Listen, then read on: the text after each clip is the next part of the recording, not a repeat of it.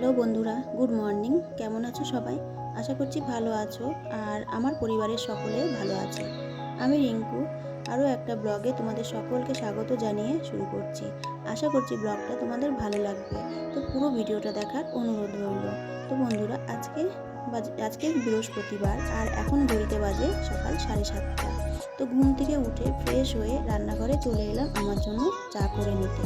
তো চাটা বসিয়ে দিয়ে এবার আমি চাটা হয়ে গেছে, চা নিয়ে বেডরুমে বসে একটু শান্তি করে তৃপ্তি করে খাবো বলে। তো চা খাওয়া হয়ে গেছে, তো চা খেয়ে চলে এলাম ছেলের রুমের বিছানার চাদরটা পাল্টে দিতে।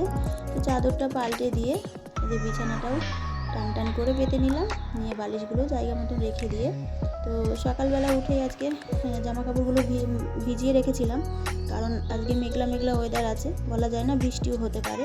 তাই ভাবলাম সকাল সকাল জামা কাপড়গুলো কেচে মেলে আসি, অন্তত জলটুকু তো ঝরলেই হবে। তার জন্য সকাল সকাল জামা কাপড়গুলো ছাদে নিয়ে চলে এসেছি মেলতে। তো জামা কাপড়গুলো মেলে দিয়ে ভাবছি আজকে সকালে রান্নার কাজটাই আগে সারবো, রান্নাবান্না করে নিয়ে তারপরে বাদবাকি কাজগুলো করব। আর জামা কাপড় মেলে নিচে আসতেই যেটুকু সময় লেগেছে তারই মধ্যে বৃষ্টি শুরু হয়ে গেছে। তো আমাকে আবার জামা কাপড়গুলো তুলে রেখে দিয়ে এই যে চলে এসেছি রান্নাঘরে, আর দেখো বৃষ্টি পড়ছে বাইরে। তো রান্না করব আজকে চিকেন, তাই চিকেনের জন্য সমস্ত কিছু কেটে রেডি করে নিয়েছি। আর করব চিচিঙ্গা ভাজা আর শাক ভাজা। তো চিচিঙ্গাটা কেটে লবণ মাখিয়ে রেখে দিয়েছি, আর সাথে পেঁয়াজ লঙ্কাটাও কেটে রেখেছি। আর এদিকে শাক বেছে ধুয়ে কেটে নিয়েছি, আর রসুন আর কাঁচা লঙ্কা কেটে নিয়েছি। তো প্রথমে আমি শাক ভাজাটা করে নেব। রসুন আর লঙ্কা দিয়ে শাক ভাজাটা ভাজবো, আর শাক ভাজাটাই আগেই ভাজবো কারণ চিচিঙ্গা ভাজবো লবণ মাখিয়ে রেখেছি। আর চিচিঙ্গা কেটে যদি লবণ মাখিয়ে রাখা যায় না, তাহলে কিন্তু চিচিঙ্গাটা একটু নরম হয় আর ভাজাটাও চটজলদি হয়ে যায়, অতটা টাইম লাগে না। ওই জন্য আমি যখনই চিচিঙ্গা ভাজা করি তখনই কিন্তু আমি লবণ মাখিয়ে রেখে দিই যাতে নরম হয়। তো দেখো কত সুন্দর নরম হয়েছে, আর ভাজাটাও কিন্তু খুব চটজলদি হয়ে যাবে। তো চিচিঙ্গা ভাজাটা হয়ে গেছে, আর এদিকে কিন্তু আমি আগেই মশলা করে চিকেনটাকে ম্যারিনেট করে রেখে দিয়েছিলাম। তো এবার আমি চিকেনটাও রান্না করে নেব। আর বললাম না, রান্নাবান্নার কাজটা করে ওদিকে সকালের ঘর মোছা, ঘর ঝাড় দেওয়া এগুলো তো করা হয়নি এখনও। তো রান্নার কাজটা কমপ্লিট করে তারপরে ওইগুলো করব। তো যাই হোক, রান্নাবান্না কমপ্লিট হয়ে গেছে। তো কিছু বাসন ছিল, বাসনগুলো ধুয়ে অফ ক্যামেরাতে মাজা হয়ে গেছে। তো এবার আমি উপর করে রেখে দিয়েছি জল ঝরার জন্যে। তো জল ঝরানো হয়ে গেলে, জল ধরে গেলে পরে আবার ওদের জায়গা মতন রেখে দেবো বাসনগুলো। তো যাই হোক, রান্নার শেষে প্রত্যেক দিনই আমরা গ্যাসটা মুছে থাকি, তো আমিও প্রত্যেক দিনই মুছি। তো এই যে গ্যাসটা মোছা হয়ে গেছে, সাথে ডাইনিং টেবিলটাও মুছে নিচ্ছি। আর রান্নার সময় তো অনেক তেল চিটা তো হয়ই সব দিকেই। তো প্রত্যেক দিনই মোছার চেষ্টা করি বা মুছে থাকি। তো যাই হোক, রান্নাঘরের কাজ মোটামুটি প্রায় কমপ্লিট। তো এবার আমি ঝাড় দিয়ে নেবো সব রুমগুলো, দিয়ে ঝাড় দিয়ে আবার ঘরগুলো সব মোছাও আছে, আগে মোছাও হয়নি। তো এই যে চিকেন রান্না করতে তো একটু টাইম লাগেই। তো প্রত্যেক সপ্তাহে 2 দিন করে আমাদের চিকেন নিয়ে আসে, কারণ ছেলে তো মাছ খায় না, তাই ছেলের জন্যই চিকেনটা আনা হয় বিশেষ করে। ওই জন্যই চিকেন রান্না করি 2 দিন। তো যাই হোক, ওদিকে রান্নাবান্না কমপ্লিট করে ঝাড় দিয়ে মোছা হয়ে গেছে। তো ওইগুলো আমি অফ ক্যামেরাতেই করে নিয়েছি, সব কিছু তো আর ক্যামেরার সামনে তুলে ধরা যায় না। তাই জন্যে মাঝে মাঝে ভাবি যে না, সব কিছুই আর তোমাদেরও হয়তো ভালো লাগে না প্রত্যেক দিন একই জিনিস দেখতে। তো মাঝে মাঝে ভাবি যে একটু ওলট পালট করে কাজগুলো করার। তো যাই হোক, মেয়ের স্টাডি টেবিলটা প্রচণ্ড অগোছালো ছিল, তাই স্টাডি টেবিলটাই মুছে নিচ্ছি। আর আজকে ভালো করেই মুছবো, সব কিছু নামিয়ে সরিয়ে নড়িয়ে সব কিছু। আর প্রত্যেক দিন তো মুছি খুবই হালকাভাবে, উপর মুছে চলে যায়, একসাথে তো কতগুলো কাজ করা যায় না, যার জন্য। আর আজকে একটু সময় আছে, তো সময় নিয়েই আর কি কাজটা করতে এসেছি। তো ভাবছি আজকে ভালো করেই মুছে নেব।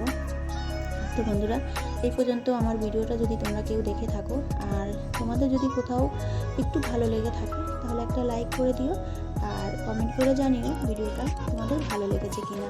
আর যদি তোমাদের ভালো না লেগেও থাকে, তাহলেও তোমরা কমেন্ট করে জানিও। আর আমার এই ভিডিওটা যদি কোনো নতুন বন্ধু দেখে থাকো, তাহলে চ্যানেলটাকে সাবস্ক্রাইব করে দিয়ে আমার পাশে থেকো। আর এই বন্ধুটার একটু সাপোর্ট করো। তো যাই হোক, আর এই পর্যন্ত যারা আমার সাথে আছো তাদেরকে জানাই অসংখ্য ধন্যবাদ আর অনেক অনেক ভালোবাসা। তো জানো তো বন্ধুরা, তোমাদের সঙ্গে একটা কথা শেয়ার করব। তোমরাই বলো, আমি যেই ভিডিওগুলো করি এতে কোনো খারাপ কিছু তোমরা দেখতে পাও কিনা আমি জানি না। তবে হ্যাঁ, আমার আশেপাশের কিছু লোকজন হয়তো তাদের খারাপ লাগে, তারা আমাকে মানে অন্যরকম চোখে দেখে। আমাকে দেখলেই তাদের হাসতে ইচ্ছা করে, আমাকে দেখলেই তাদের অনেক রকম কথা বলতে ইচ্ছা হয়। মানে মানুষের একটা ভাবে বোঝা যায় না যে কে কীরকমভাবে কাকে নিয়ে কী আলোচনা করছে। তো আমাকে নিয়ে অনেকেই অনেক কিছুই ভাবে, অনেক কিছুই বলে। তো আমি তাদের কথাই কান করি না, তবে মনটা একটু খারাপ হয়ে যায় সময়তে। তো আমার স্বামী কিন্তু আমাকে কোনো সময় বারণ করে না, ও কিন্তু আমাকে সাপোর্ট করে, যার জন্য আমি মনের জোরটা পাই। তাই আমি আশেপাশের মানুষের কথাই কান দিই না, আর ওদের কথাই গুরুত্ব দিয়ে আমার কী লাভ বলো? আমার সময়ে অসময়ে তো আর ওরা দেখবে না। তো যাই হোক, তোমাদের সঙ্গে অনেক কথাই বলে ফেললাম। তো আমার স্টাডি টেবিলটা তোমাদের সঙ্গে কথা বলতে বলতে গোছানোও হয়ে গেছে। তো দেখো আমার গোছানোটা কেমন হয়েছে। যদি ভালো লেগে থাকে তাহলে কমেন্ট করে জানিও, আর যদি ভালো নাও লাগে তাও কমেন্ট করে জানিও। তো যাই হোক, স্টাডি টেবিলটা গুছিয়ে এবার আমি যাব স্নান করতে। স্নান করে খাওয়া দাওয়া করবো। আর বৃহস্পতিবারের পুজো, বুঝতেই তো পারছো একটু টাইম লাগবে, পুজো দেবো। তো স্নান খাওয়া দাওয়া করে শুয়ে পড়েছিলাম।